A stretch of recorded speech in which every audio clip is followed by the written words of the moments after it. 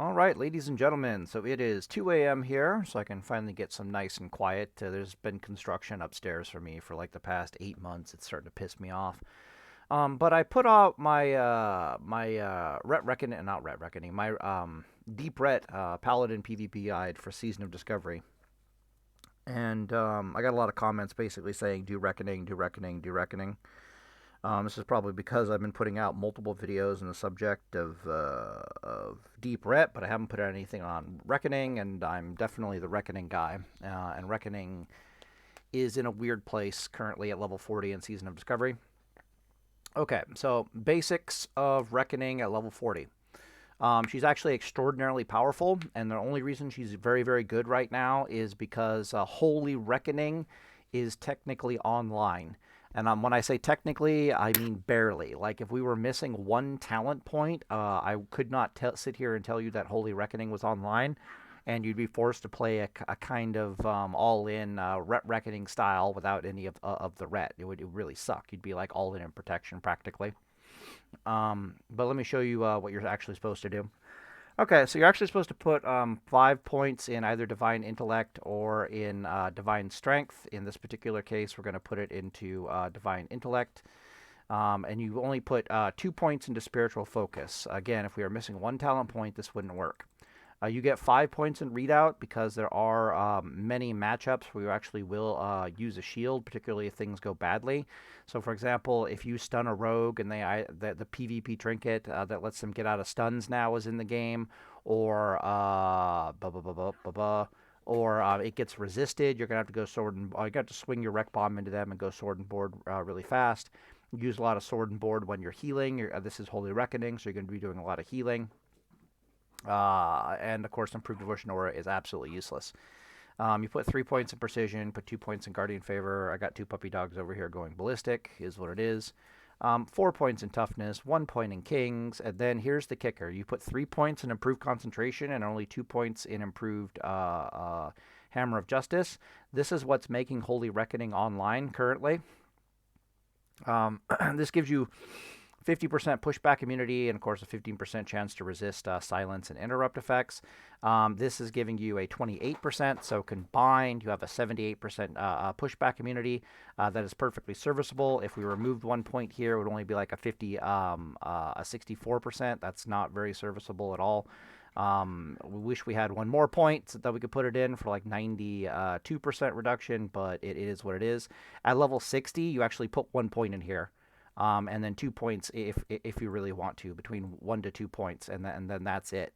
But currently she's barely online as is, but she's online, and that's important. And then you have 4 talent points left over for Reckoning. This is the absolute bare minimum for putting talent points in Reckoning. 80% proc chance is serviceable, 60% is not, and of course we would ideally prefer 100%. So Holy Reckoning at level 40 is barely online. All right, for runes. You're pretty much going to use, these runes are terrible. Okay, interesting. Oh, I guess Wowhead did the updated, like, data mine runes here. That's interesting. That also helps explain why things have been so, bad. Like, the gear planner, like, bugs out on me and stuff like that. And I'm like, why the hell can't I update the gear planner? What the hell's going on? But we'll do it really fast here. So, you're going to be using Seal of Martyrdom. You're going to be using Hand of Reckoning. Now, this varies. If you're in Battlegrounds, you're going to be using Crusader Strike just because you need more damage. In group PvP environments, you're not always the focus. You'd prefer if you were focused, but you're not always the being focused. And if you're not being focused and all you have for damage is Reckoning, you're not very useful. So in Battlegrounds, things change a little bit. Later on, when we get Seal of Command, you might even swap out the Seal of Martyrdom for a Divine Storm under Battleground circumstances. But often you're going to be taking Crusader Strike under under Battleground circumstances, just so you actually do damage if you're not being focused. Hand of Reckoning is otherwise, it is your preferable and ideal rune. She greatly increases your durability. If you were AFK and not doing anything else, this rune basically increases your durability by 10%. She's a 10% increase in effective hit points. She's also a 10% increase in effective HP. We're going to be using Sacred Shield, and Sacred Shield HOTS absolutely do not F around. in Season of Discovery if you're playing correctly. So, for example, if you get the HoJ on you from Sacred Shield, it's worth its weight in gold. And then Hand of Reckoning, what you'll begin to notice is you'll survive enemy burst damage pretty efficiently, and you'll do your best to heal yourself. But the enemy DPS is pretty intense in Season of Discovery. But with Hand of Reckoning, you'll begin to notice that your life pool keeps fluctuating around about the 35% mark, and that's a combination of Sacred Shield doing its thing, acting effectively as a HoT, and then the HoTs from Sacred Shield doing their thing, and then your periodic ability to get a Holy Light in on yourself or some Flash of Lights in on yourself. Your HP pool just ends up hovering around that 20% extra damage reduction. A 20% damage reduction is a 25% increase in current HP and effective healing, and it just is what it is. Absolutely amazing. You got to take these two in conjunction are absolutely amazing. You prefer to take Enlightened Judgments, and you also prefer to take either Avenger's Shield or Exorcist, believe it or not. Usually don't take Rebuke, even though it's serviceable. One sec, let me pause the video. I gotta blow my nose for some reason. It's starting to piss me off. All right, better. Still trying to cough after talking. Drink of water. Okay. So I talked about it in the Deep Ret video, but Enlightened Judgments and Exorcism put together are absolutely overpowered. I do believe they're eventually going to give us some extra stupid stuff in here. Those are useless runes. Is it Light's Grace? Eventually we'll be probably taking its Fanaticism, I think. Increase the critical strike chance with holy spells by 18%. This is looking into the future, though. Not currently. But Enlightened Judgments and Exorcism are absolutely broken, and it's really good for Ret, but it's extremely good for Ret Reckoning. It's extremely good for Ret Reckoning because when you touch people, they tend to die.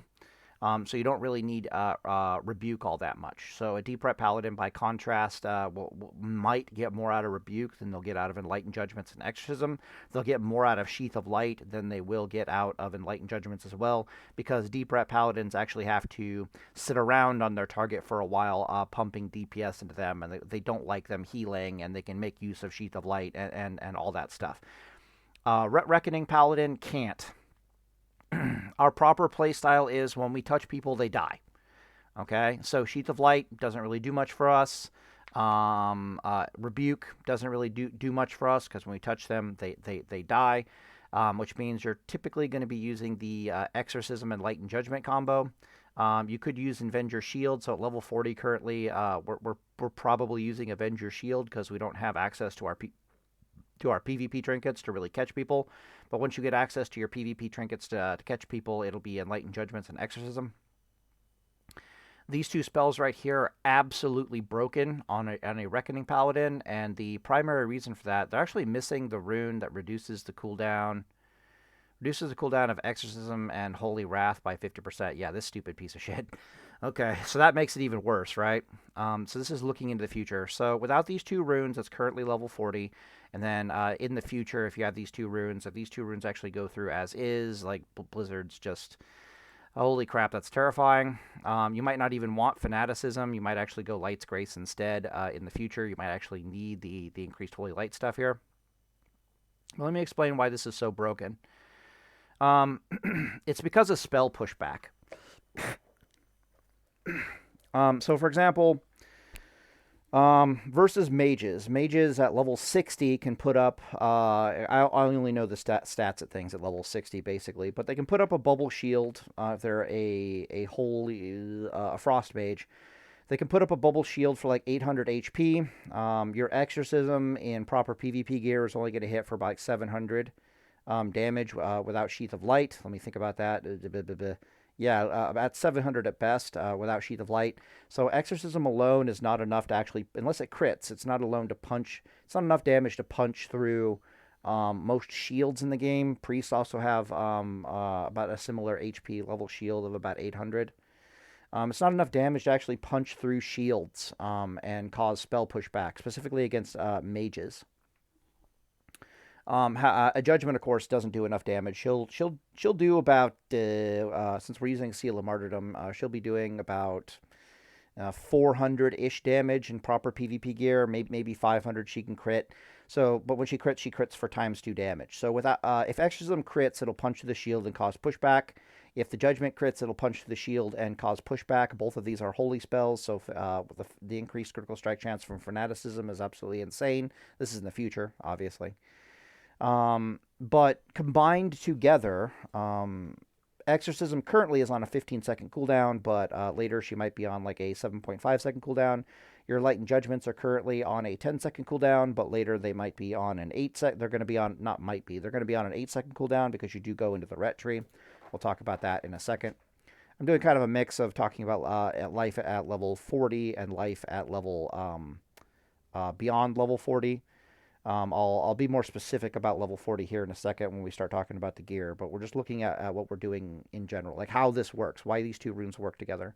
And they work together because you can cause spell pushback to the enemy.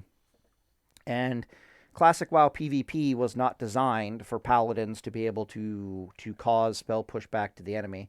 So I'll give you an example. So Classic World of Warcraft, the reason why Star Surge is one of the worst, Star Surge and Shadow Word Death are a couple of the worst, most offensive spells in Season of Discovery from a game design perspective is Classic WoW does not have long-ranged, high-damage, short cooldown, instant cast spells. Those spells do not exist.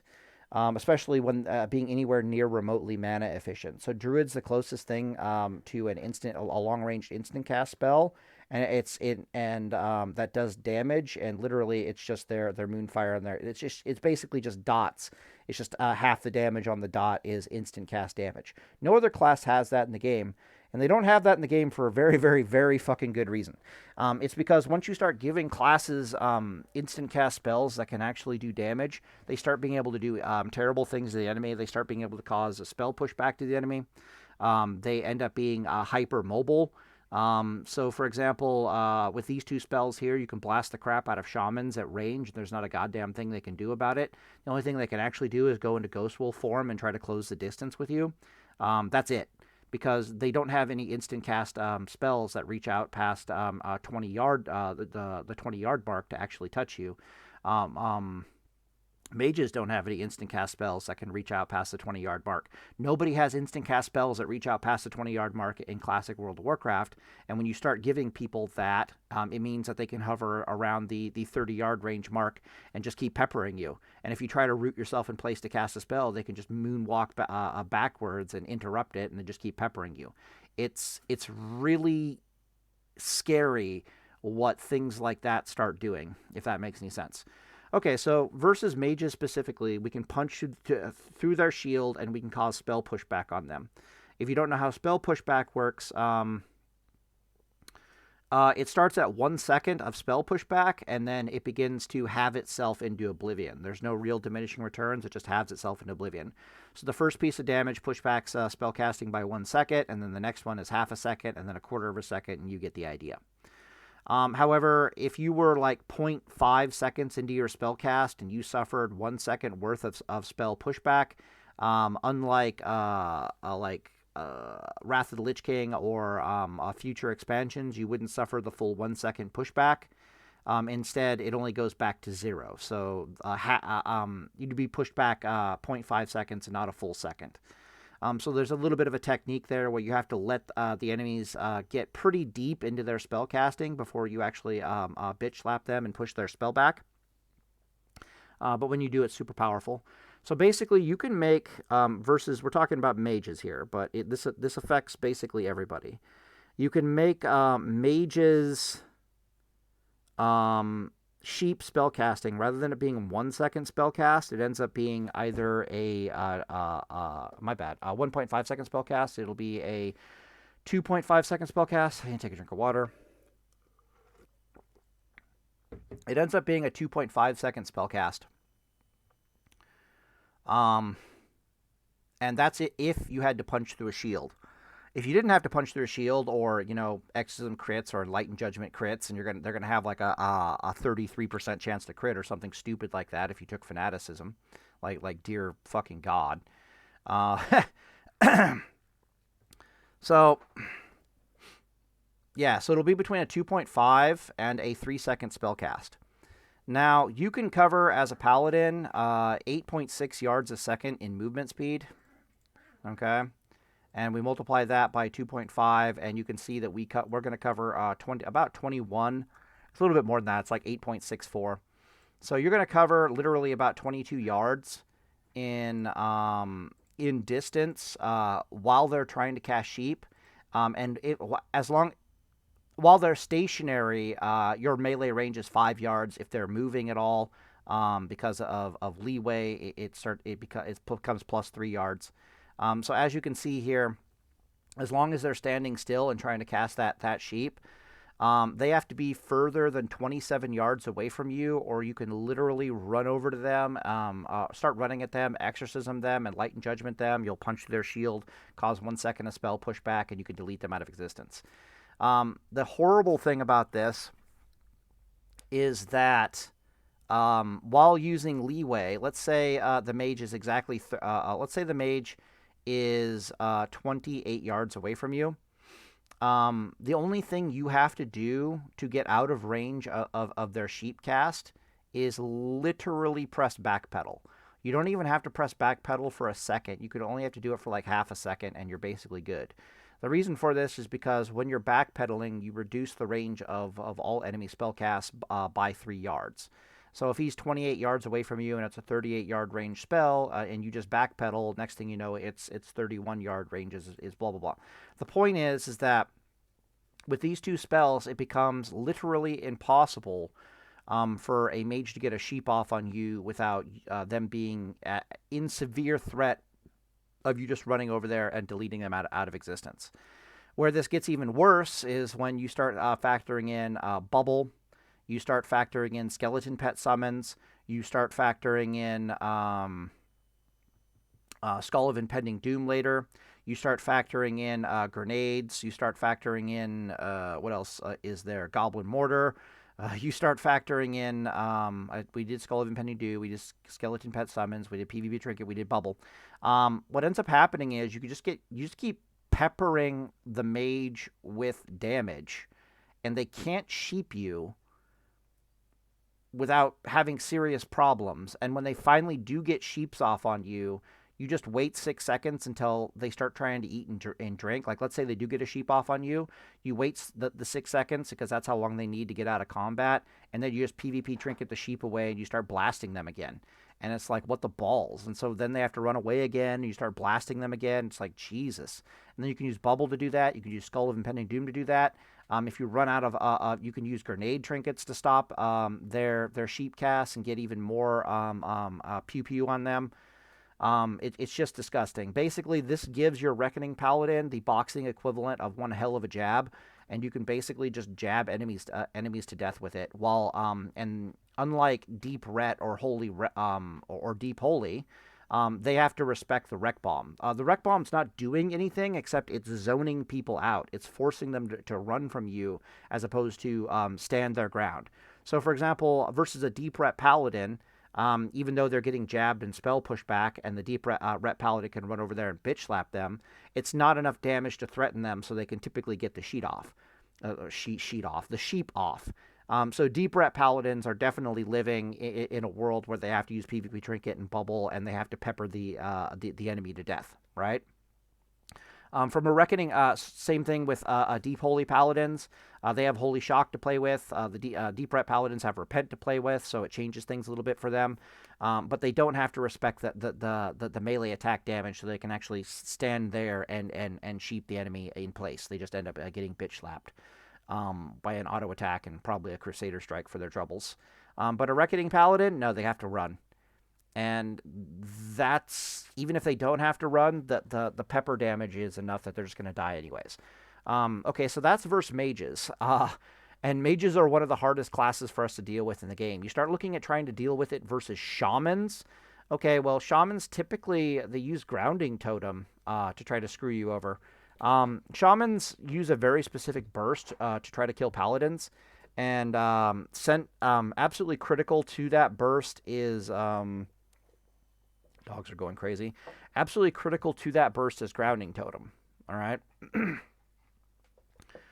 uh, the reason for this is traditionally paladins have to get within 10 yards of the shaman in order to judge off grounding totem, and then to try to go for a HoJ stun. That very shamans counter that by like grenade stunning you or war stomping you or a bunch of or tidal charming you or goblin mortaring you, and then just doing the wombo combo on you. If you PvP trinket the grenade, they just hit you with either a tidal charm or a goblin mortar immediately. That'll stun you for 1.5 seconds. They only need 1.5 seconds to do their chain lightning, earth shock, kameha. So they're like lava burst you. Basically, when you're running at an elemental shaman, you have to cover 36-yard range typically because they have the increased range. And I can take 36 yards. I divide it by 8.64. That's your movement speed. And you can see that it's going to take us a little over 4 seconds to run at them.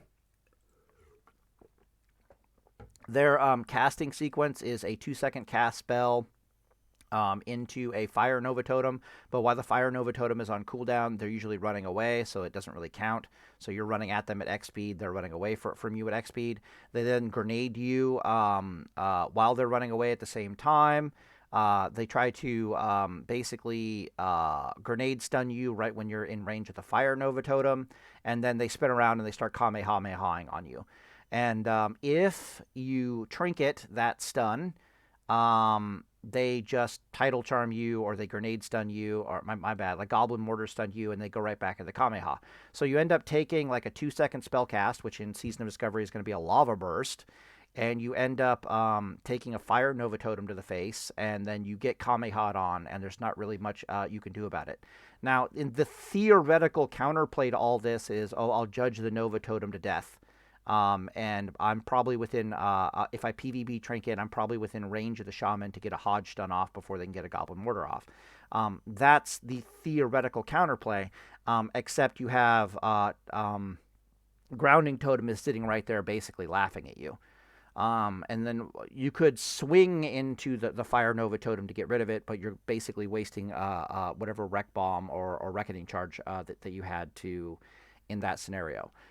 Deep Ret Paladins have similar problems because they have to get really, really up close and personal in order to get rid of the grounding totem. Sometimes the druid, the shaman, will even put the grounding totem down and then run like 10 yards ahead of it, which makes the scenario even worse to try to get and delete that grounding totem. The grounding totem is basically what makes shaman burst even remotely viable versus a paladin.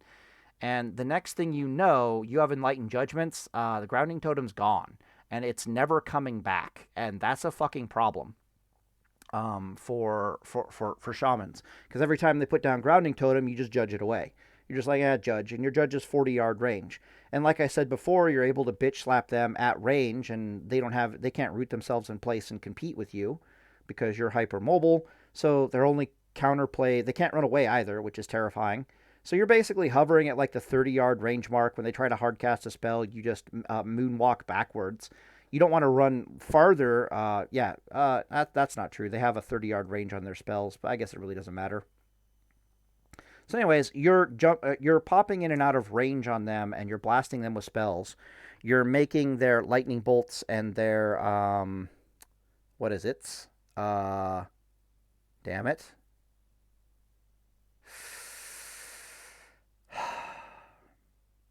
Lava bursts. There we go. Jesus. You're making their spells take 1 second longer to cast. Now they're 3-second casts as opposed to 2-second casts.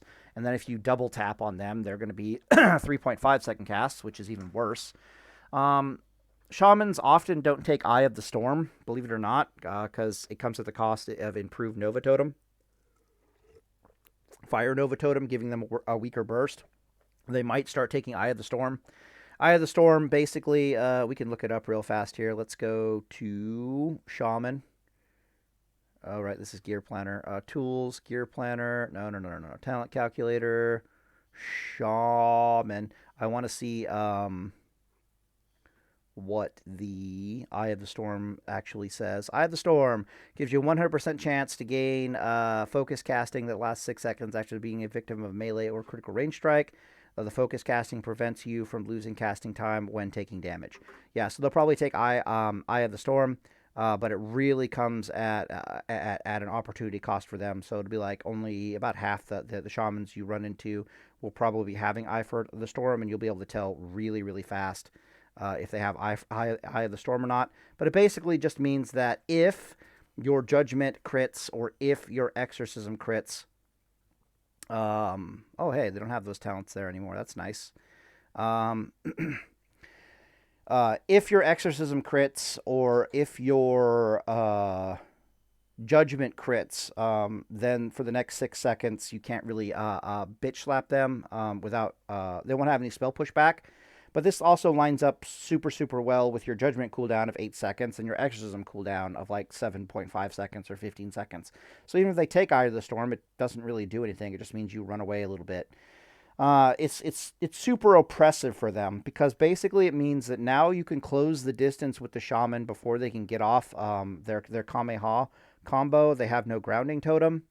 So if you recalled, we need like 4.1 seconds to close the 36-yard distance on them. They'll be casting on you the entire time. Normally, they need to do a 2-second cast plus a 1.5-second cast. So they need 3.5 seconds of casting. If you get within HoJ stun range, that's like 10 yards. It lines up almost perfectly. So let's do it again. So if your proposal is I'm gonna HoJ stun them before they can get off their Kamehameha, and then I'm going to put a wreck bomb into them. Like, let's say that's your proposal. Typically, we don't like to think like that because half of the time they're orcs, and they're going to have like a 20% chance to resist your HoJ stun. So you're taking your...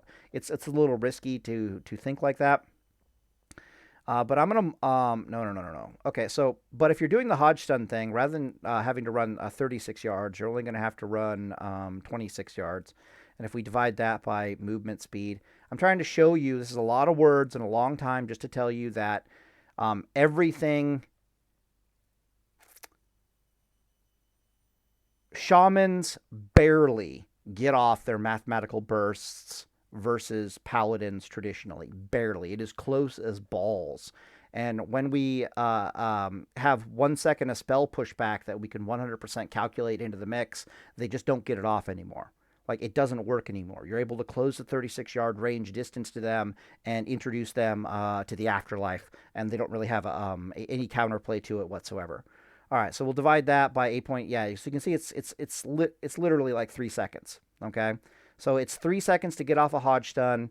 They need 3.5 seconds traditionally, but you still have to judge a damage onto them and then reseal and then bitch slap them, so you don't get to seal twist a wreck bomb into them. You don't get to get any extra damage to them. I hate that grounding totem. It really sucks.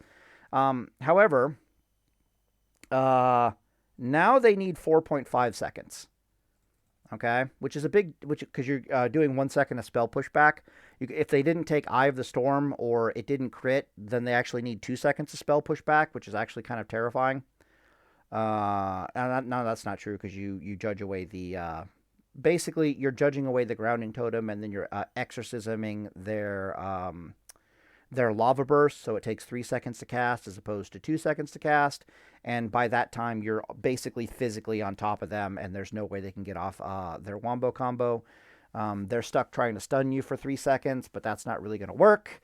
You're already way too close to them. You're already within HoJ range. They have no grounding totem, and it's just GG's.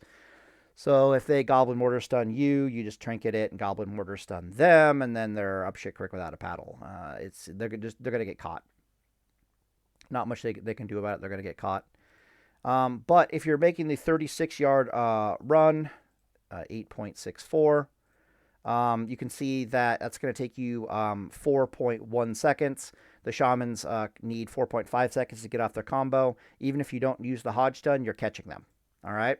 Now, the reason why I'm spending a lot of time talking about Mage and I'm talking about Shaman specifically here is that they're the only two classes that really come to mind where you actually need to use both Exorcism and Enlightened Judgments, right?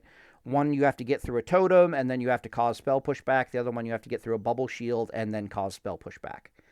Against every other caster class that comes to mind,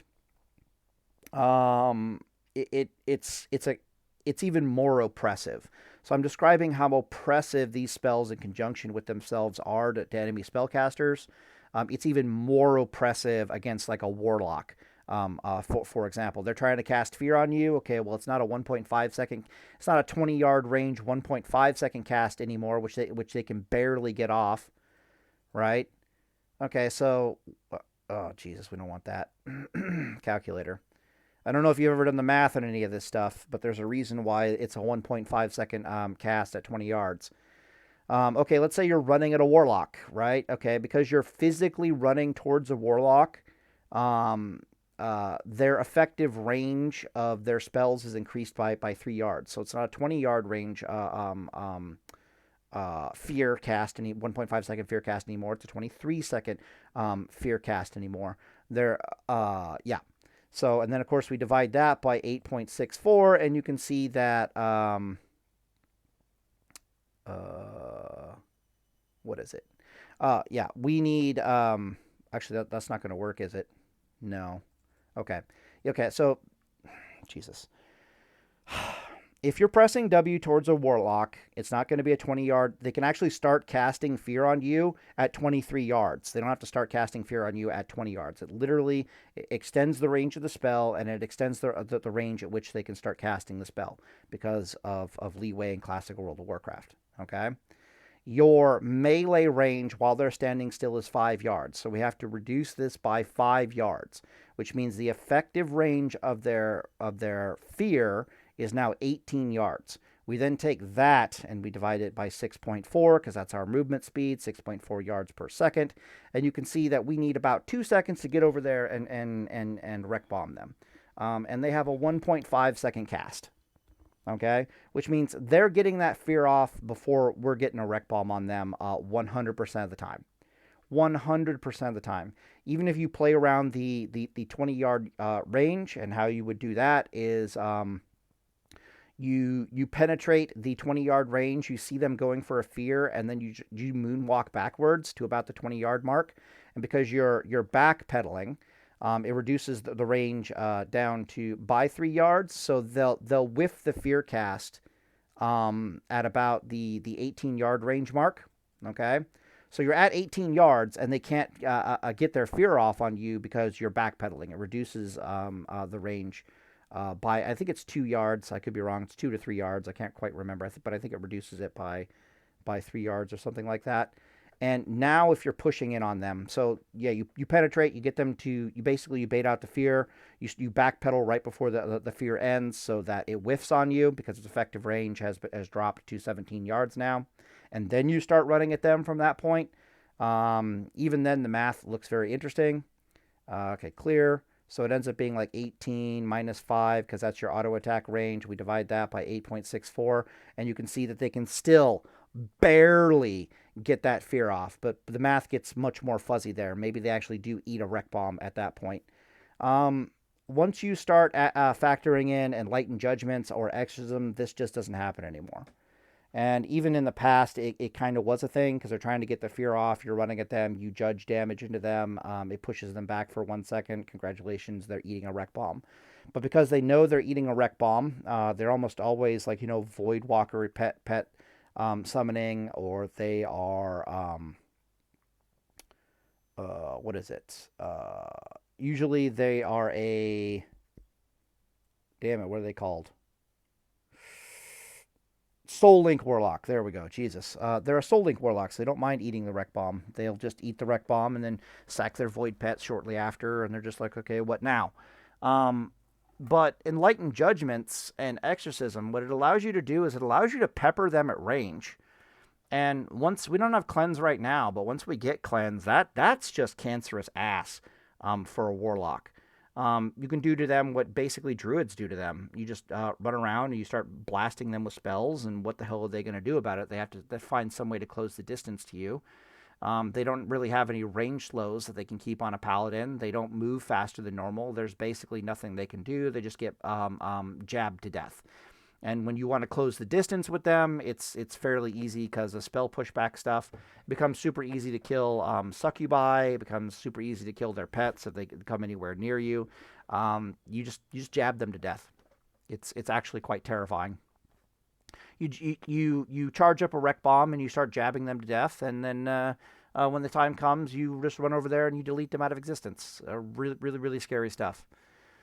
So I was trying to explain just how oppressive it is that you can close this distance with them. What's oppressive about it is that you can close the distance at will. This is going into even more deeper tactics here. You can close the distance with them at will. All right? What do I mean by this? I mean that you start running at them, and if they don't sack a void pet to get the massive bubble shield, or if they do sack the void pet to get the bubble shield, you just turn the hell around and run away in a straight line. They can't fear you when you're running away in a straight line. If they can barely fear you while you're running at them, they can barely fear you while you're running away from that. That's why it's a 20-yard range. Really hard for them to get a fear off on you. Take a drink of water. The correct course of play the correct line of play, of course, is for them to accept you running at them, to not use their Void Walker shield, and to let you come in closer so they can actually and then eat whatever wreck bomb charges that you have, and then just try to get a fear off on you that way. But when that's happening, you can very easily close the distance, no problem whatsoever, because you can just spell push back the fear pretty much without any concerns. You can put a wreck bomb into them, and then you're just on top of them for however long you want to be on top of them. When you decide you no longer want to be on top of this warlock for whatever reason, you basically just 6-second HoJ stun them, and you run away in a straight line. If they trinket the HoJ stun, it's usually not even that big of a deal, because while you're disengaging from them, you can easily run away off of a 1.5 second grenade stun. You're gonna get away from the 20-yard. You're gonna get past the 20-yard range mark even before they come out of the stun. You get my point. I call it war in the pocket. But basically what it means is that you can close the distance with an enemy warlock, bitch slap them around for a little while, and then literally disengage with your stuns. You can get out of fear range before they'll get their stuns off. And it's even worse because let's say that grenade magically gets resisted, right? So I HoJ stun them. So I close the distance with them. I bitch slap them with like half of a wreck bomb. I use Seal of Justice, so I 2-second stun them, so I interrupt the fear. He decides he wants to put his Void Walker pet bubble up and then go for the fear on you. You HoJ stun him. He trinkets the HoJ stun.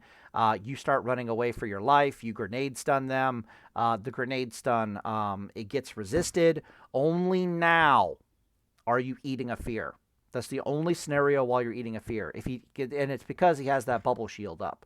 If he didn't have that bubble shield up, you would just enlighten judgment him or exorcism him, and you would just make your escape off of the spell pushback. Right? War in the pocket.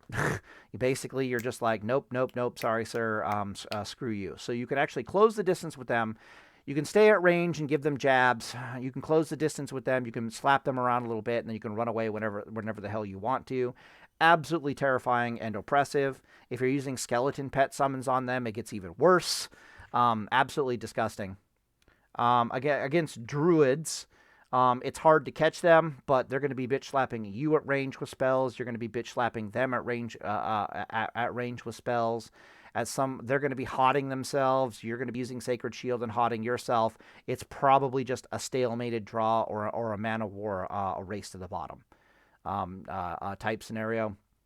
What really doesn't do it for the druids is that eventually you will have a full charge wreck bomb with a two-handed weapon, and at that point you just have to catch them with a grenade or a goblin mortar, and they will explode, if that makes any sense, right?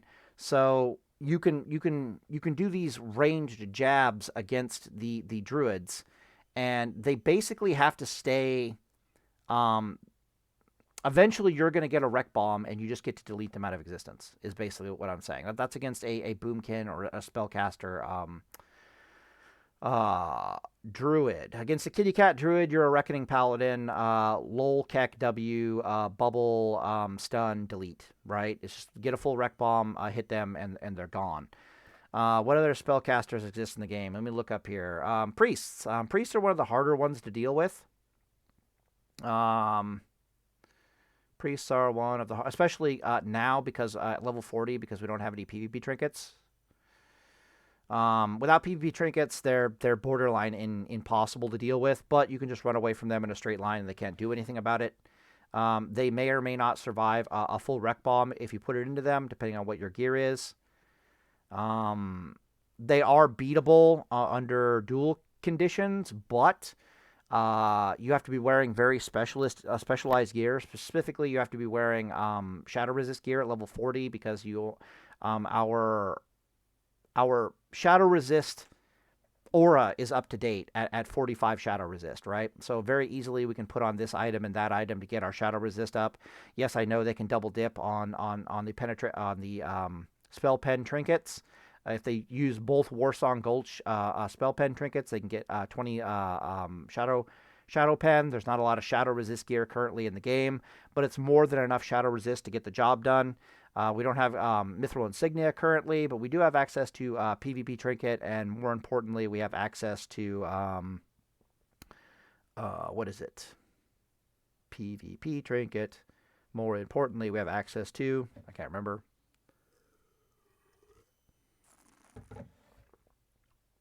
Huh. Yeah, brain died. Trinket-wise. Oh. We have access to Inspiration Exemplar. So against Shadow Priest, you basically just don't use Exorcism. You go Inspiration Exemplar. And you charge up a Wreck Bomb, and then you try to delete them with a Wreck Bomb. You may or may not want Hand of Reckoning. You might want to go Crusader Strike. You probably actually do need the extra damage. But it's difficult for me to understate how powerful our Wreck Bombs are. So I'm still working on runes here. But the reason... you can't... Yeah. Catching them is a big problem, but we have nades now. So you have to catch them with the nade. An Inspiration Exemplar will let you stay on them for a little while. I prefer not using Inspiration Exemplar. And I prefer going Exorcism. And versus them specifically, I prefer Sheath of Light. The other rune that will be very consistent on you as a Reckoning Paladin will be Sheath of Light. So, for example, you're going to find that in a lot of battlegrounds, you're going to be not using the jab combo runes. You're going to be using Sheath of Light, and you're going to be using Crusader Strike. And then you're probably going to be using the Exorcism rune under battleground conditions, possibly even Rebuke under battleground conditions. But this is just because if you're not... In the 1v1... How do I put this? There are some classes that will die to our Wreck Bomb, and we can play to being jabbed and to a Wreck Bomb, and we can play around that. There are other classes that are not going to die to being jabbed, and they're not going to die to be a Wreck Bomb. So we have to both. We have to Wreck Bomb them and do some time on target afterwards. Priest is one of those classes where you have to both charge up a Wreck Bomb versus them, and then you have to deliver the Wreck Bomb, and then there's going to be a little while after where you still have to do extra damage to them to try to kill them. Exorcism's pretty good for doing that extra damage, which means Sheath of Light becomes significantly more valuable because they're going to be low life. They're going to be like 20. They're going to survive the Wreck Bomb with like 20% life, and then you basically just have to overcome their effective HPS at that point. Exorcism's pretty good for that. Crusader Strike's pretty good for that. A Rebuke is not the worst thing in the world to have either. Blah blah blah blah blah. Hand of Reckoning is also not the worst thing in the world because it does help you survive against them. It might even be necessary. But Sheath of Light is super nice because you might end up living in a world where you have to go toe to toe with this Shadow Priest for a period of time. Especially if you're wearing Shadow Resist gear. she's just a really hard dynamic matchup right now, where it's like, okay, if we're dueling, we're definitely wearing Shadow Resist gear. If we're in BGs, then we're definitely taking Sheath of Light and then Crusader Strike and then Exorcism or Rebuke.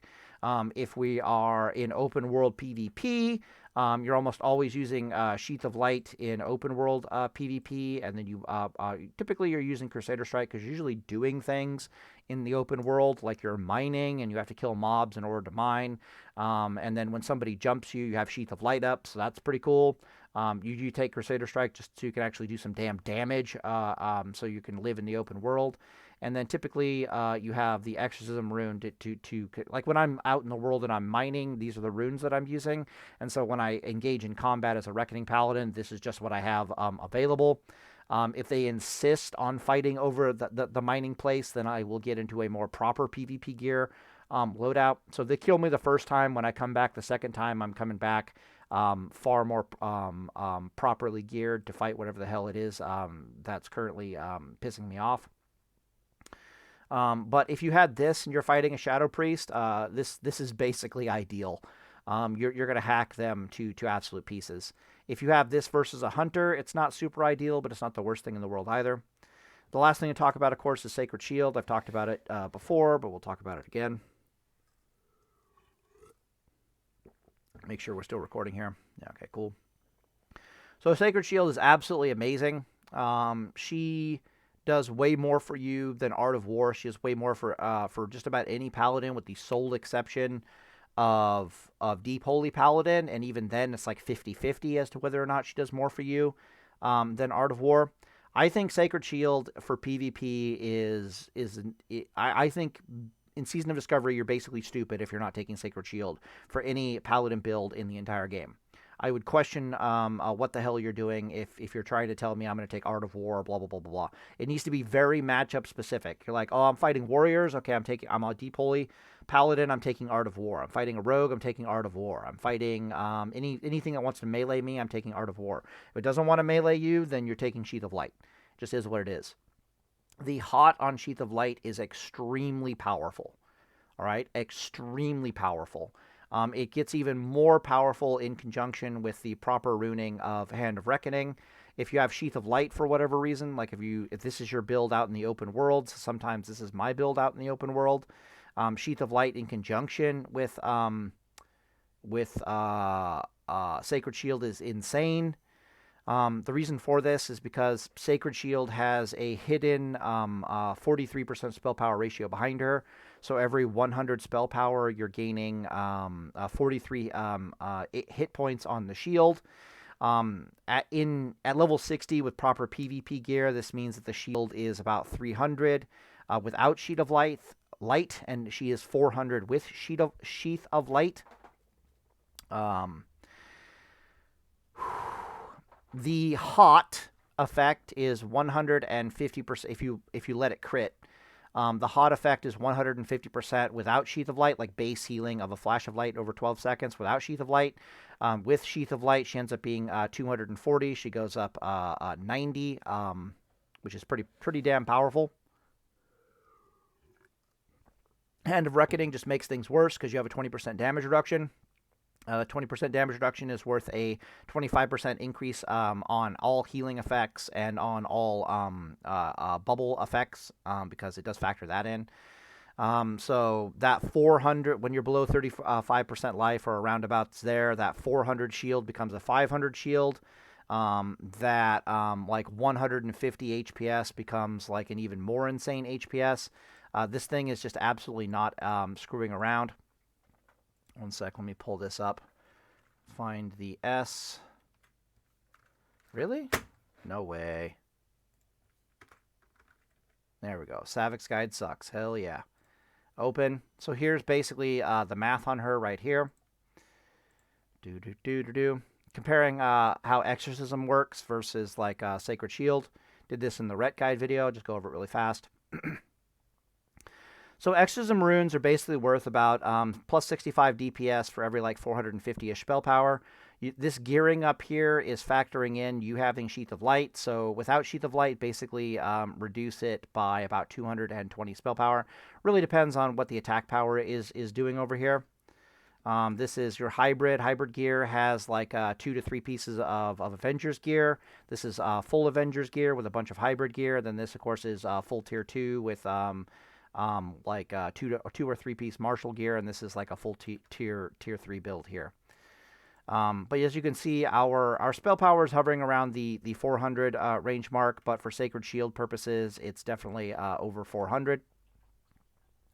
Yeah, but Exorcism is worth, about 65 DPS. This is without factoring in, like, Fanaticism's Critical Strike and all that stuff. What are you doing? Are you okay? Weirdo. At that point, Art of War basically doubles the effect of whatever the Exorcism rune is giving you.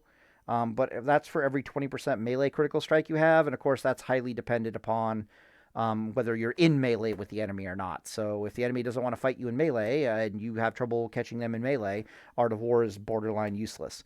However, our Exorcism rune she's not opportunity costed against Sacred Shield. The Art of War rune is the one that's opportunity costed against it. And Sacred Shield, at level 60 with these stats, she has that 300 HP and that 400 HP. And then that damn hot with the spell power ratios at level 60 while using Blessing of Light. You're going to use Blessing of Light a lot because Sheath of Light.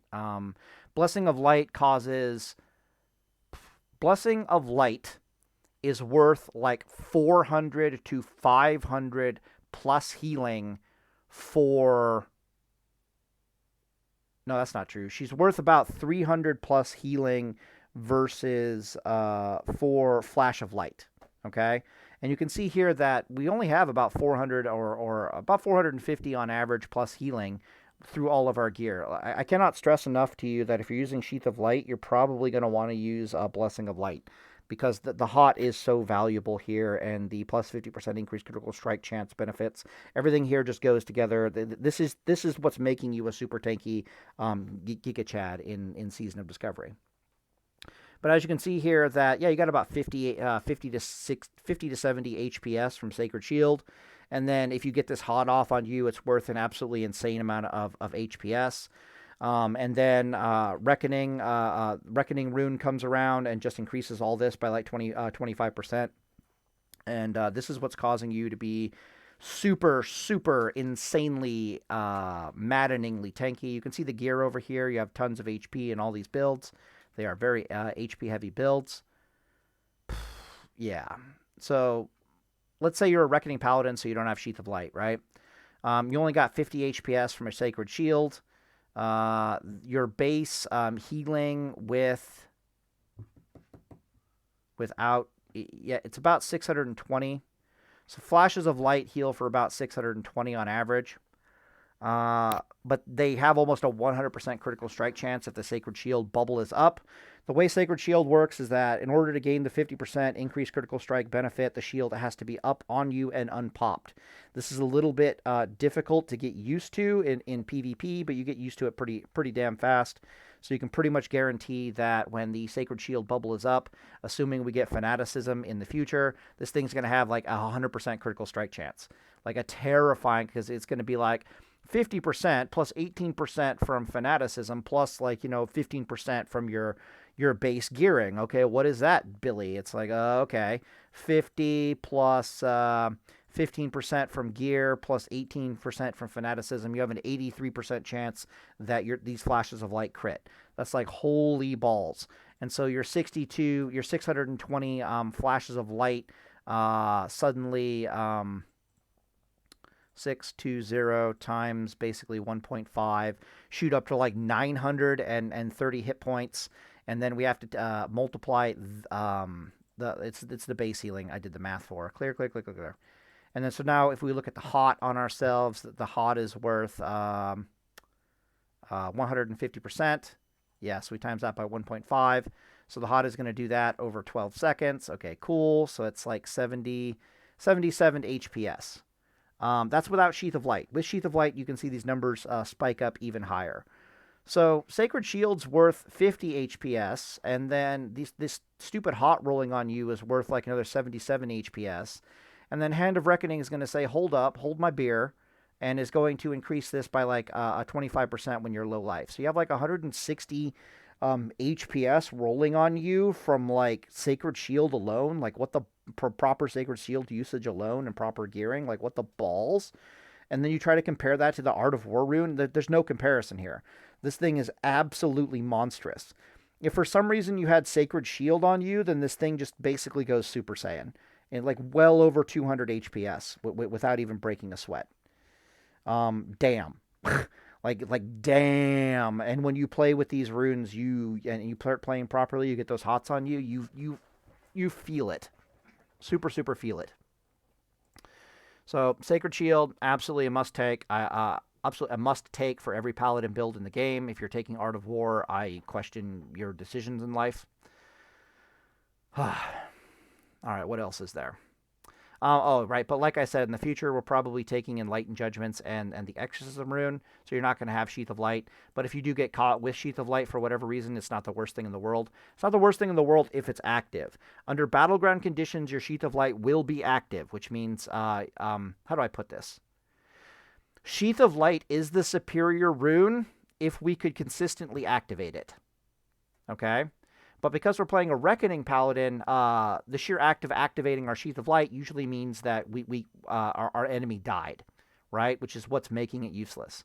But if I had to pick between the Sheath of Light rune or the long range jabbing, it's a really hard to pick which one is better. It's probably the case that the jabbing is better, but Sheath of Light is a very, very close second. It just causes your durability to skyrocket. Basically, because it gives you like 200 bonus spell power and healing. The jab is probably better, though, tactically speaking. Jab. Long-range judgments, jab. What else is there to talk about? I need to get the gear here. Somebody delete this. 1, 2, 3, 4. 1, 1, 2, 3. 1, 2, 1, 2, 3, 4. Yep, done. Okay, let's talk about gearing. All right, so the first thing you need to test on any Paladin build in the game for Season of Discovery, I talked about this in the previous video, is what does your butt-naked DPS look like? All right? And the best way, of course, to test this is to get your hands on a decent two-handed weapon and then to go duel with some friends where they're not trying to kill you, but you are trying to kill them, and they're doing their best to survive, like whatever that looks like, okay? So they're not allowed to cast damaging spells on you, but they can use all kinds of CC spells. They can heal themselves as much as they want, blah, blah, blah, blah, blah. And you basically just try to kill them to the best of your abilities with no gear on you whatsoever. I'm talking like throw on pieces of white gear just so with no stats on them whatsoever, just so you can get your runes on, and then you start dueling with your friends under these circumstances. So you try your best to duel as a butt-naked paladin with nothing but a two-handed weapon. I've said it before, I'll say it again. Classic World of Warcraft is very strange. Okay? She's very strange with the way the gearing and stuff works. I'm going to drink water. All this gear here, okay? All like, 1, 2, 3, 4, 5, 6, 7, 8, 9, 10, 11, 12, 13, 14. All 14 pieces of gear here on your paladin, if you're wearing proper PvP gear, which means high stamina, well-rounded, all-stats gear, okay, the best PvP gear in the game, all 14 pieces of gear here only increase your DPS by between 20 and 25%, depending upon how you're gearing. If you've never done the math on it, just take my word for it. I've done it on it multiple times. Even in SOD, nothing changes because everything is really based and rolling off of your base stats and your abilities. This basically means that a paladin that is butt naked with a decent two-handed weapon is doing 70. It's like 70%. No, it's actually like 80% of their damage. 80 times 1.25 equals, yeah. So when you're butt naked with a two-handed weapon versus if you had all 14 of these gear slots kitted out with Nax gear, the difference in your DPS is you go from doing 80% to doing 100%. So you're doing 80% of your potential DPS just butt naked with a weapon. So in era PvP, this was not enough damage, okay, for Reckoning Paladins. So we had to start getting more damage from our gear in order to be able to one-shot mages, which was super, super critical. Holy Reckoning never could actually get enough DPS in Era to be able to one-shot a mage. She could one-shot a mage like 1 out of 4 times and be survivable enough for that fight. But that was the best possible gearing that she could possibly get. So Holy Reckoning could never get enough damage to actually be able to one-shot specifically mages. But she would just, bitch slap people for tons of damage and then time on target them to death. That was her playstyle. Reckoning always could get enough damage to be able to one-shot mages, but they were so all in from the word go that they couldn't gear up durability wise, and so they were basically forced to go above and beyond in their DPS to make sure that even RNG was pushed off the board, and if they touched you, you died, kind of a thing, right? So rather than what I'm saying is a Ret Reckoning Paladin could not afford a 75% chance that when they touch you that you died, because that 25% chance of you living is like 100% chance that they're going to die, if that makes any sense. They're all in. Deep Ret Paladins have always been all in, and so they need to, when they touch you, they need like a 90% chance that you die. So they had to go above and beyond in the DPS, and they could definitely go above and beyond in the DPS to make sure people died. In Season of Discovery, Blizzard has given out DPS increases as if it was candy, and they have greatly expanded the amount of damage that a wreck bomb can do, particularly in Seal of Martyrdom. That's why, even though later on down the line, like I'll do the level 60 build looks like this. Talents right here. So your level 60 Paladin build, Reckoning Paladin build looks like this. You put 3 points into Spiritual Focus, 3 to 5 points into Spiritual Focus. I have Pursuit of Justice here. I could probably strip that out. Let's strip out Pursuit of Justice. You get less stamina with that, but it really doesn't matter. Whoa, 1 point. Okay, 2. We do pick up Seal of Command just in case we want it, but we don't actually need it, believe it or not. It's kind of terrifying. Yeah, this is just the build. But you can see we put points into Eye for an Eye because Blizzard's been giving out Critical Strike to spellcasters as if it was candy, and Eye for an Eye is going to absolutely crush their hopes and dreams. Eye for an Eye also does cause spell pushback, which is actually kind of amusing because like shamans will lava burst on you, and then they'll immediately start casting like a chain lightning or another spell. The lava burst will crit you. The Eye for an Eye will immediately cause like 0.5 seconds of spell pushback, which just makes me start laughing. But Eye for an Eye against enemy spellcasters in Season of Discovery is basically worth a wreck bomb. And it greatly you almost need it to be able to out heal enemy spellcasters. So if you find yourself in a situation where you're heal locked, which means that all you can do is spam Holy Lights and against an enemy spellcaster that is doing their DPS ranged DPS rotation on you, the only thing that will save you at that point is a combination of jabbing at them, because jabbing will cause damage to them, and it will also cause spell pushback, which in a roundabout way is like healing yourself, right? In Season of Discovery, I've clocked elemental shamans in full DPS mode at around about 1,000 DPS, which is just absolutely astronomical, which is terrifying. And just jabbing them for 1 second of spell pushback is worth like 1,000 healing for you. It also does like more damage to them, but really Eye for an Eye is the only thing that's going to cause you to get out of a heal lock type situation in conjunction with the jabs, right? Because the jabbing buys you time to get distance from someone who is heal locking you, if that makes any sense, right?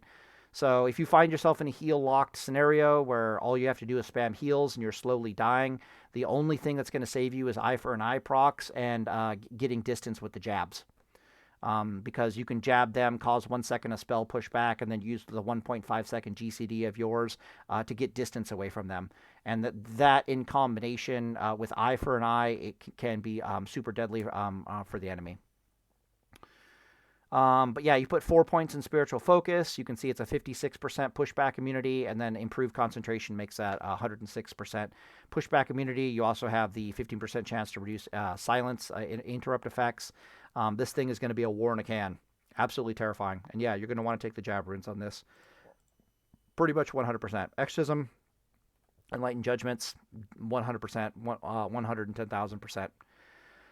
Why am I bringing this up? Because, take a drink of water. Yeah.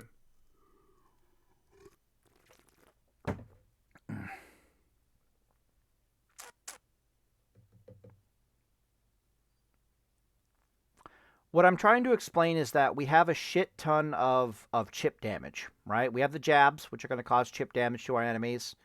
We have Eye for an Eye, which is also going to cause chip damage to enemies. And then we also have a Reckoning, eventually. We don't have this stuff at level 40 currently, but eventually that's where we're going to get to. Chipping damage. Chipping damage, chipping damage, chipping damage. Why is that important? What the hell was... Oh, I was talking about the gearing? Right, Seal of Martyrdom. Yeah. What I'm trying to describe here is that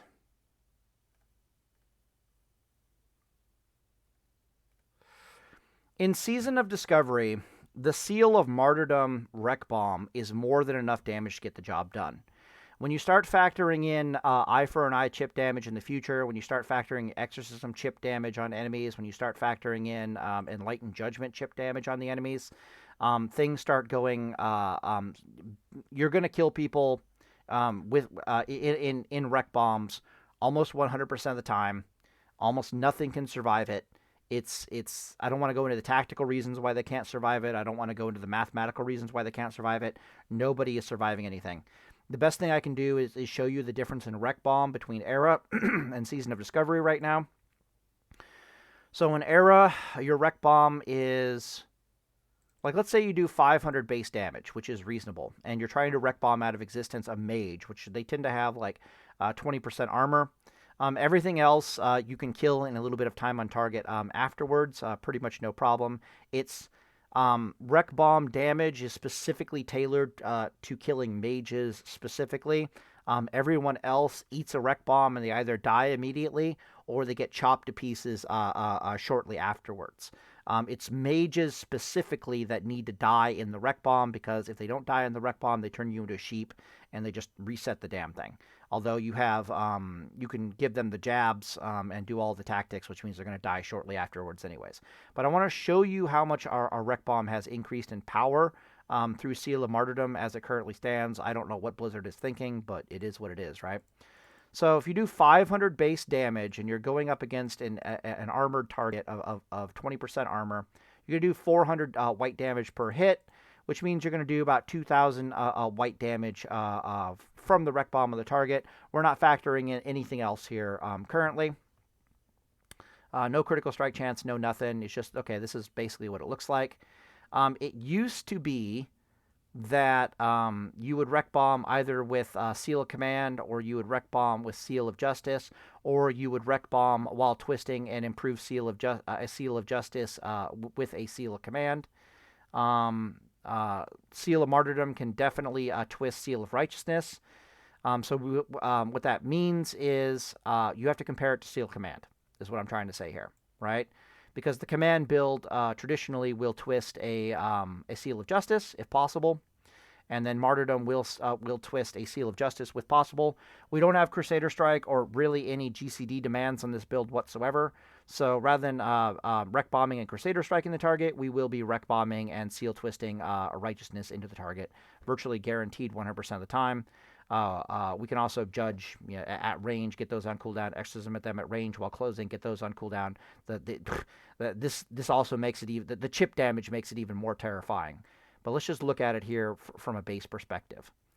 So, Seal of Command typically will also increase this by like another 400 damage on average.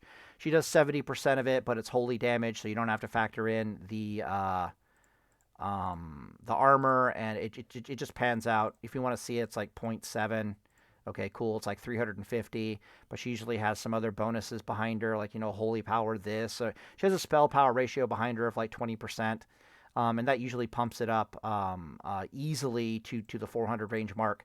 So your Rec Bomb does 2,400 damage on average. Okay, 2,400. This is traditional. Okay, that's the normal Rec Bomb. Now let's look at a Season of Discovery Rec Bomb by comparison. Yikes. And this, again, we're not factoring in anything else. So we didn't factor in judgment damage. We didn't factor in exorcism damage. We didn't factor in the seal twist. We didn't factor in any eye for an eye chip damage. It's just looking at the two seals back to back. Like, how much more damage is Seal of Martyrdom Rec Bomb going to do than a Seal of Crusader Rec Bomb going to do? And I'll spare you the math. The answer is 3,250. Yeah. Because what this one is doing is it's doing 500 times 5 equals, and it's taking half of that. So we multiply it, yep, and then we add the 2,000 base white damage to that, and it's 3,250. So it's doing, what is that, like 600, 850 more damage? Like, what the balls? So if I divide this by 2400, clear, equals, you can see this thing is doing like 35% more damage. Times 1.35 equals, yeah. Okay, so the Rec Bomb is almost 35% more damage behind it than with the Seal of Command Rec Bomb. Like, what the hell? And then I get to factor in exorcisms, which do a crap ton of damage. They're worth like an extra auto attack. The Seal of Martyrdom Judgment is actually more powerful than the Seal of a Command Judgment. So that's like an extra weapon, a weapons hit worth of damage. Nobody's surviving this, okay? Now, where it gets even weirder, now this information is very important for level 40, but it's super unimportant for level 60. And the reason why it's unimportant for level 60 is your BIS gear still is the same DPS gear that it's always been. It's not like we can capitalize on this improved damage of the Rec Bomb by wearing like tier 3 gear and like lowering our DPS and greatly increasing our durability by wearing like pure tier 3 gear. That's an option, but we can't really capitalize on this increased damage in Season of Discovery because the hybrid gear is still our best PvP gear. So we don't gain anything from it at level 60, which starts becoming fascinating because it means that this rune slot actually opens up. At level 60, this rune slot starts opening up, and you can actually use either Horn of Lordaeron or Divine Storm or even Aegis if you want to, because you don't need the extra damage from Seal of Martyrdom. I would not advise that because what extra damage, as any Reckoning Paladin will tell you, there is a serious advantage to going above and beyond when it comes to Rec Bomb damage. And that is that you push in a full Rec Bomb, you push off any semblance of RNG. So it's like, oh, I low rolled and got no crits. Doesn't matter. Enemy dies anyways. What it also does for you is it's like, oh, it's a very heavily armored target. Doesn't matter. I've got too much damage here. There's a 75% chance that he just explodes. There's a 25% chance that he lives. If he lives, I kill him shortly afterwards. Like, there's that advantage there. The other major advantage, which Strakova is very keen to point out, is you no longer start needing full Rec Bombs. And I cannot stress to you how valuable that is under the majority of PvP circumstances. You start being able to kill people with like 3 charges on a Rec Bomb, 2 charges on a Rec Bomb. It starts getting very disgusting very, very quickly. So there's a lot of value to going above and beyond with the damage of Holy Reckoning. It's not really my taste. I would prefer to find a way to become more durable in level 60 gearing and just make myself super unkillable. But it's just not happening. Okay, but at level 40, we do not have access to our BIS PvP gear.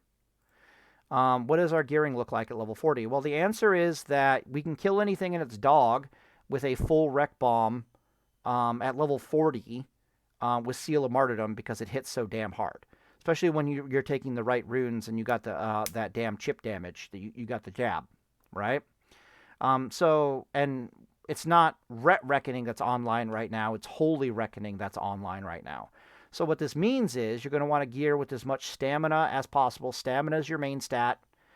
Plus healing is your most valuable secondary stat. Spell power is very close second to that plus healing because you do have that jab. Seal of Martyrdom is not synergizing off of spell power in the jab, but Exorcism is synergizing off of spell power in the jab, which is why the plus healing is more valuable because it's going to do more for Sacred Shield than spell power is going to do for Exorcism. Martyrdom doesn't really care about the spell power, right? But you're going to want your HP as high as possible. You're going to want your mana as high as possible because you're going to be doing a lot of healing. You're going to be doing a lot of healing in combat until you have enough reckoning charges that you can go over there and introduce people to the afterlife. So having a thick boy mana bar is super important. When you're going into BGs, having a thick boy mana bar is super important because the next best thing to do if you're not DPSing anybody is to heal yourself or heal other people. Sacred Shield is awesome for that. You throw a Sacred Shield on people and you start spamming Flash of Lights and Holy Lights all over the place. Eventually, people are going to want to tell you to stop that, and they're going to come over you and they're going to start paying you the attention that you deserve.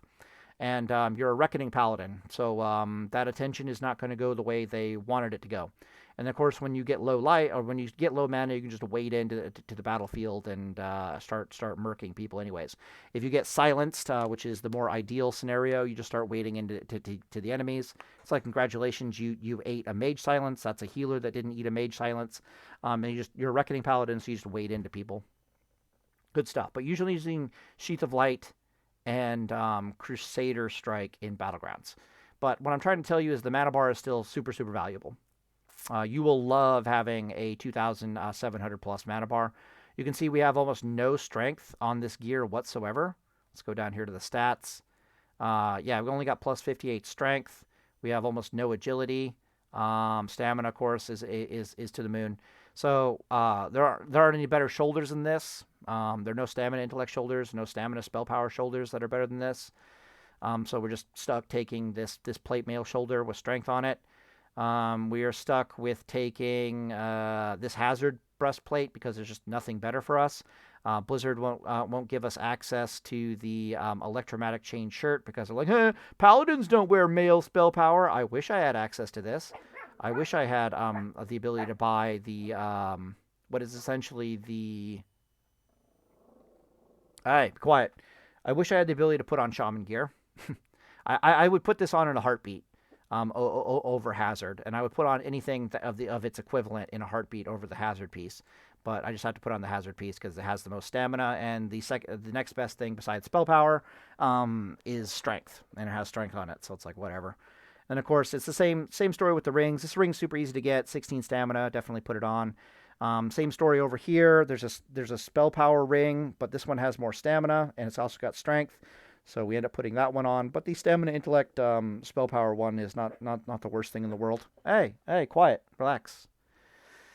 You could easily have the stamina strength gauntlets over the stamina intellect gauntlets. Hard to tell which is going to be more valuable to you, the intellect or the spell power.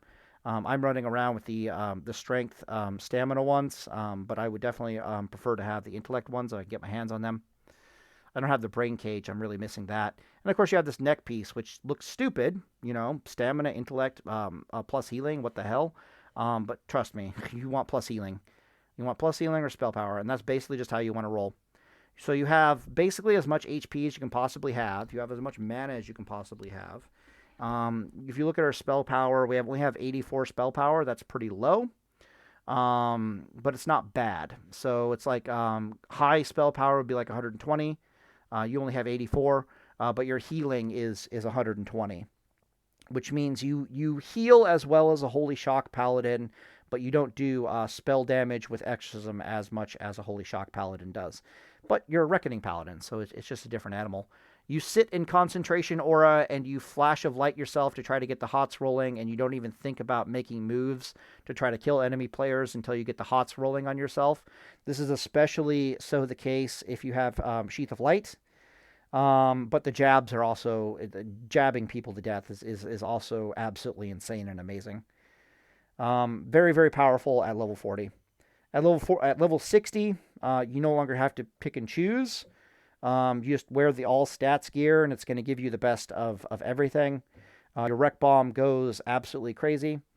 You'll notice here that we don't have any we don't have really any damage whatsoever that's increasing our rec bomb damage at all. This is a purely defensive focused gear setup, as much as we could possibly make it.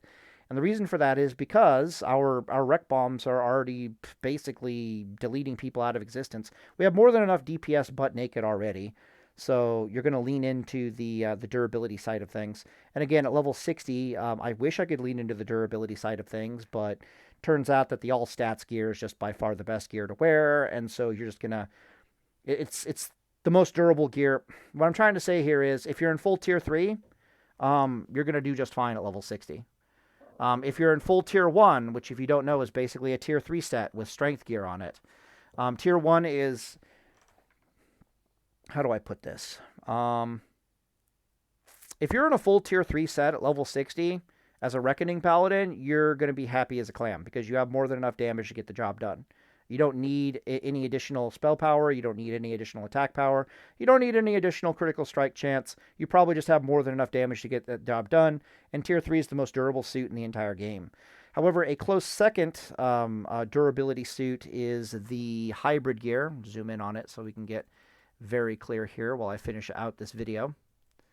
Didn't talk about a few classes in PvP. We can talk about those at the end. Hybrid gear is a very, very close second. As far as the durability is concerned, you can tell the durability by how much plus healing it has and by how much stamina HP has. What's making tier 3 here specifically superior is its 8-set bonus is absolutely insane and amazing, especially with the Reckoning rune.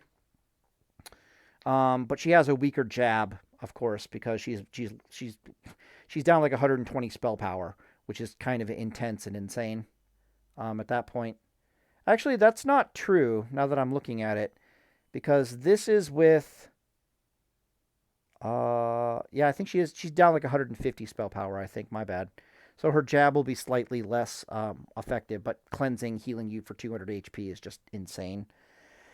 However, it's highly suggested you just wear the hybrid gear because the advantages of having a supercharged rec bomb are a little bit better than in the tier 3 stuff.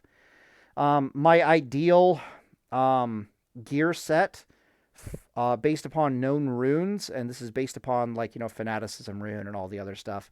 Based upon known runes and the way things are going for Paladin and Season of Discovery currently, if I could have any piece of gear for Christmas in Classic World of Warcraft as a Reckoning Paladin, it would be the Tier 1 set. The Tier 1 set, specifically, if Blizzard's ever dumb enough to give us the ability to scale up the Tier 1 set to a Nax Ramus gear level, this is basically what I hope they do with tier sets in Classic World of Warcraft. I basically hope that they give us the ability to scale them up so that they're all equal level. So I want an Avengers that can scale up to a tier 3, I think it's like 190 plus item level. My bad, like a 90 plus item level. I want a tier 1 that can scale up to tier 3. I want a tier 2 that can scale up to tier 3. Tier 1 is going to be your best suit by far. She is strength, stamina, intellect, spirit rather than MP5, which is actually better than MP5 for Paladin, believe it or not. And she has an absolutely insane amount of spirit on her. She is just maddeningly high levels of spirit. But rather than spell power like tier 2, she has plus healing on her. And she also has, for her item level, an absolutely ridiculous amount of stamina on her. Tier 1 is probably the most stamina-heavy suit in the entire game from an item level perspective. So, for example, in Molten Core, she's running around with like 5,100 HP. Tier 2, with access to like a full Tier 2 set, doesn't even have 5,100 HP. You can barely get her 5,100 HP with like Nax Ramus like neck pieces and stuff. Tier 1 has an absolutely insane amount of HP. I suspect that if you pumped her up to Tier 3 levels, she'd be running around with like 7,000 HP. But more importantly, she comes with strength gear. She comes with strength and plus healing, which is really fascinating because at that point it means that you can go Sheath of Light and your plus healing goes up to like, look at the tier 3 gear here, right? The tier 3 gear with Sheath of Light only has 540 plus healing. The tier 1 suit would have like 750 plus healing. She'd have like 200 more plus healing. That, and like 1,000 more HP. That would be absolutely mentally insane at that point. No critical strike chance on her whatsoever. But I would love to play around with a full tier 1 suit in Naxxramas gear. But it also means that early on in Classic WoW, when Molten Core comes out, tier 1's just going to be Super Saiyan for Reckoning Paladin.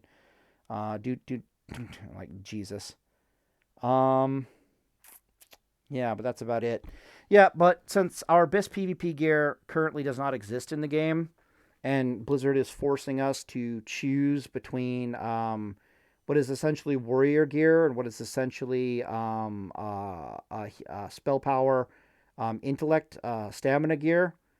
For Reckoning, it's actually going to be the spell power gear is your best gear. The heavy stamina spell power gear is going to be by far your best gear for Reckoning for quite some time.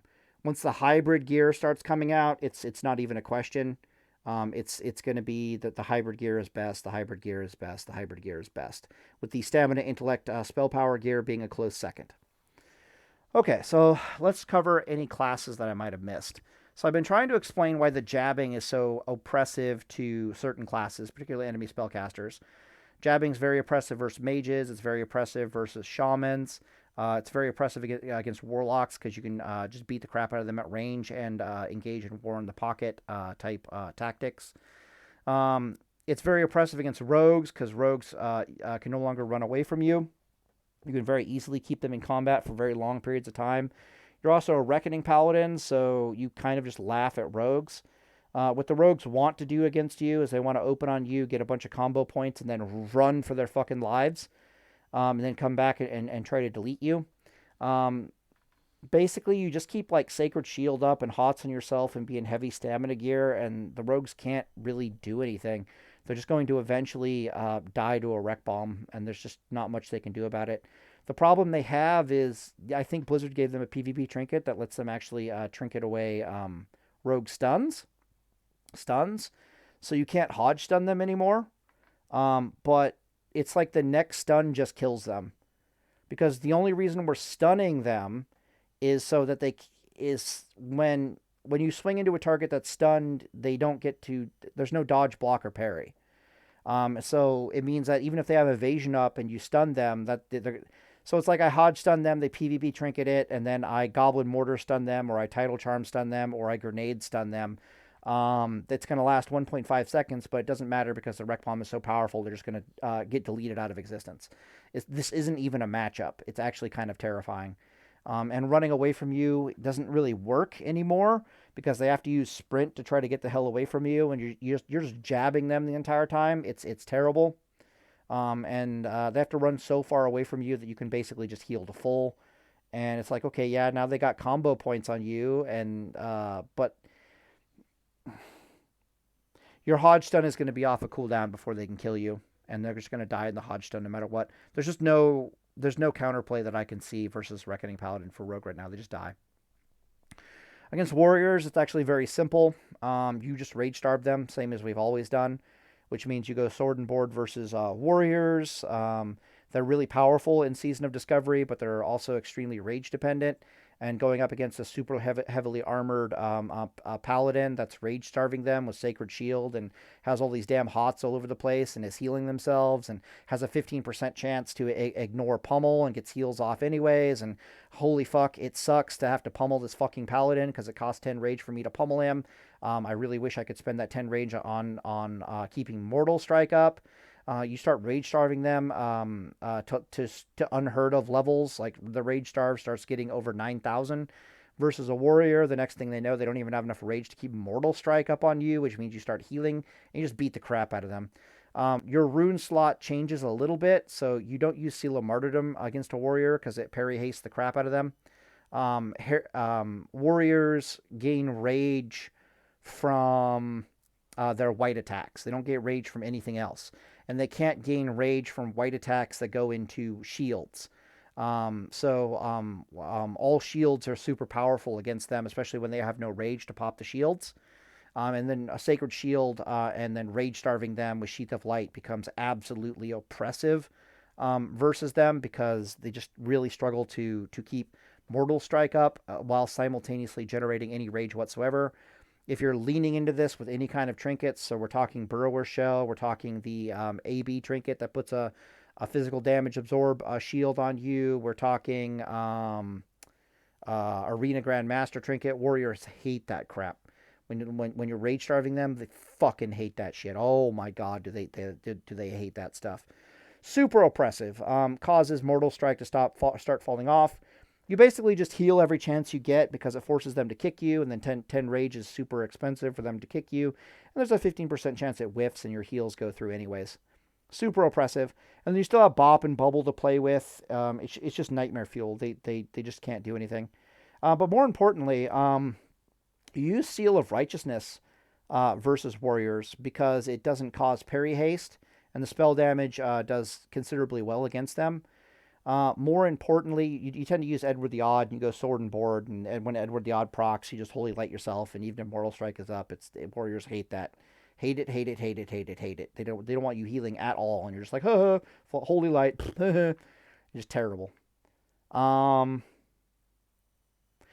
You get to go Aegis versus them, and a combination of Redoubt and Aegis with a shield causes them to be Rage Starved even harder. If you really, really want to be a dick, you can also take Improved Blessing of Sanctuary, if that's a thing in the game. And Warriors, I've had no problems with Warriors whatsoever as a Reckoning Paladin. I just go Sword and Board, Aegis, fast one-hander, and just beat them to death. It's not even really a contest. Who else is there to talk about? Hunters hate the jabs. Hunters hate the jabs. So you basically go Sword and Board versus a hunter. They'll stick their pet on you. You beat the crap out of their pet until their pet loses a ton of life and is forced to be pulled back to the hunter. You do a lot of healing in that matchup. But what the hunter really hates is the jabs. They hate the constant exorcism, judgment, exorcism, judgment, exorcism, judgment. Holy fuck, does this paladin heal a lot? God damn, a Holy Light sucks balls.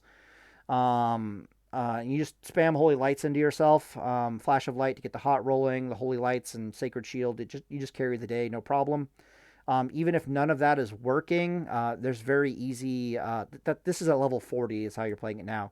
Once you get access to your PvP trinkets and you can start consistently catching hunters and giving them the wreck bomb business, it becomes very easy just to two-hander them to death.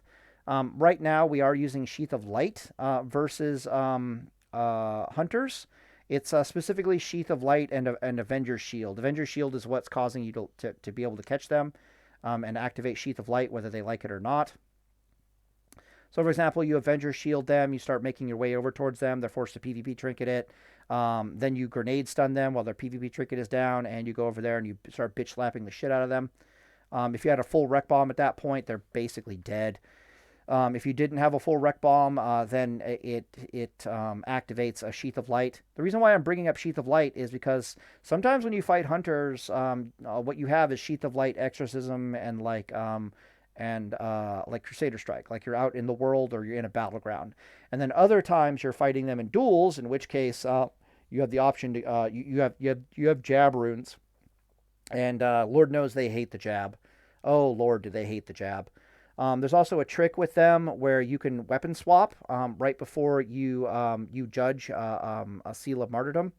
There's no cooldown on it whatsoever. So what you can do is you can weapon swap into your two-hander out from Sword and Board, right? So you put on a two-hander, you judge them for the weapon, the 85% of the weapon damage with a two-hander, and then you go right back into Sword and Board again, and you keep healing yourself.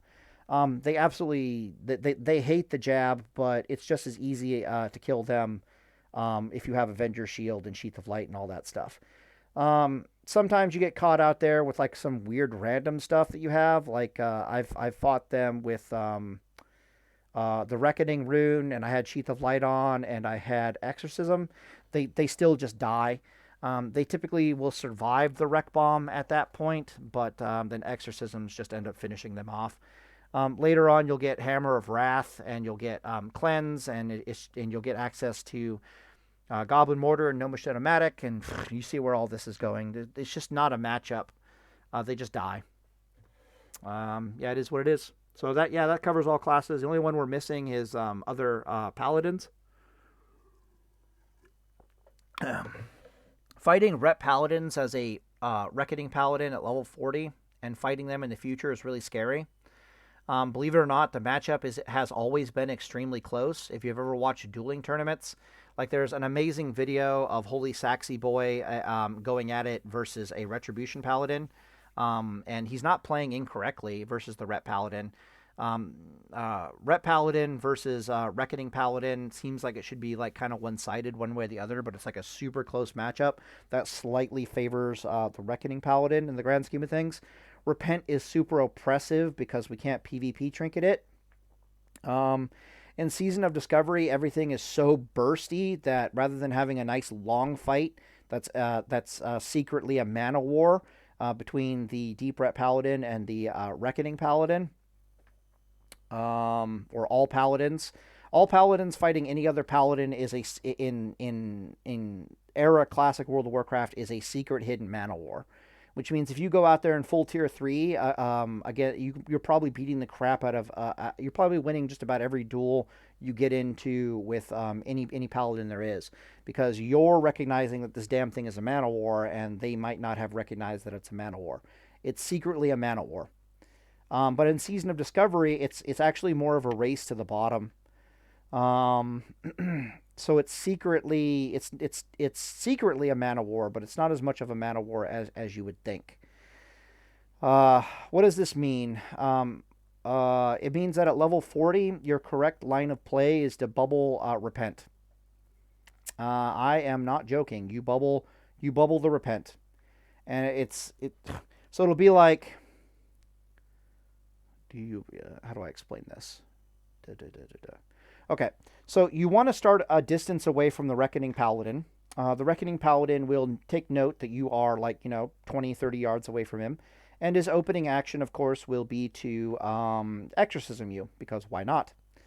That exorcism, however, will immediately activate your Sacred Shield, which means that what you want to do as a paladin is he exorcisms you, you exorcism him, you run away from him, he's running at you, and then you start going for Flash of Lights because you want to get that hot off.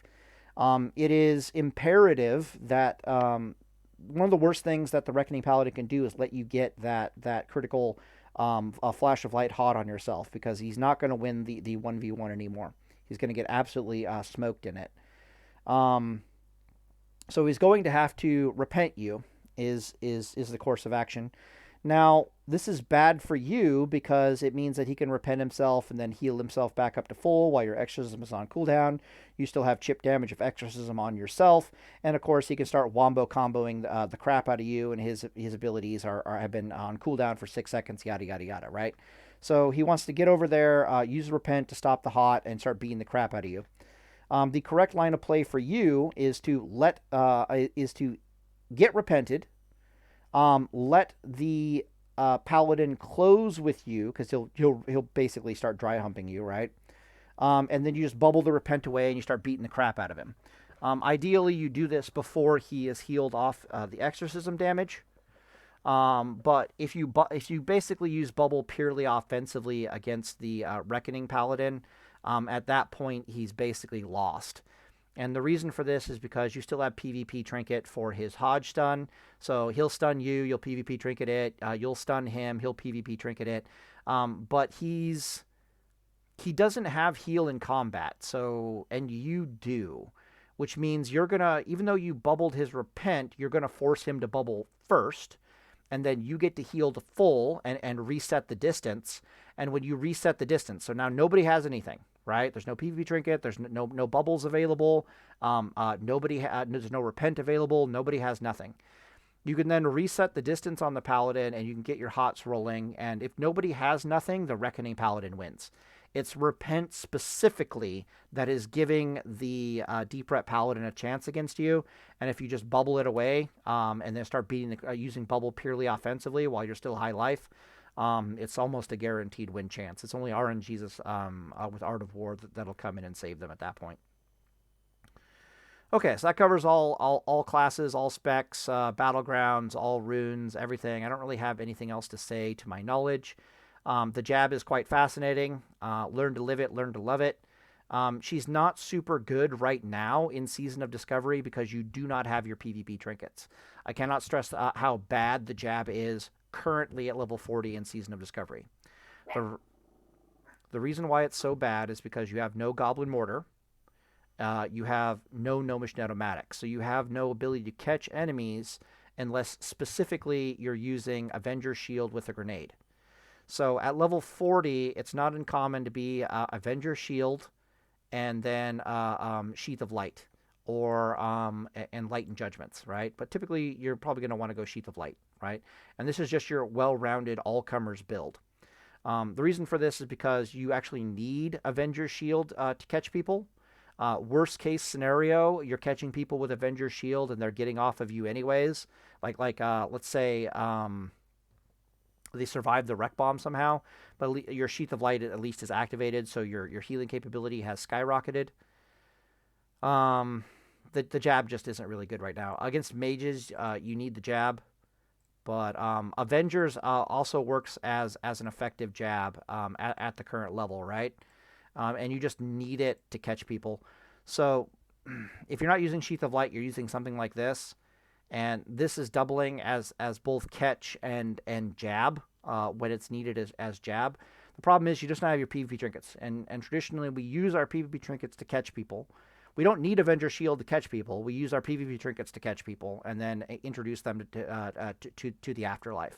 We don't need Repent to catch people because we don't need any time on target once we catch people. We just need to catch them and then they die, right? So at level 50, we're not going to need Avenger Shield anymore, and the jab is going to come online with a vengeance. But currently at level 40, we pretty much kind of need Avenger Shield. It's not 100% necessary because the jab is so oppressive against a lot of the classes where Avenger Shield would normally be needed. But try killing a hunter without Avenger Shield. It gets really time-consuming very quickly because you literally have to wait for your second grenade before you can get on top of them. So Avenger Shield is definitely the way to go. So you're either using Avenger Shield and Enlightened Judgments or using Avenger Shield and Sheath of Light. And then, of course, season to taste kind of a thing. All right, so I'm going to have it here and Deus Vult, boys.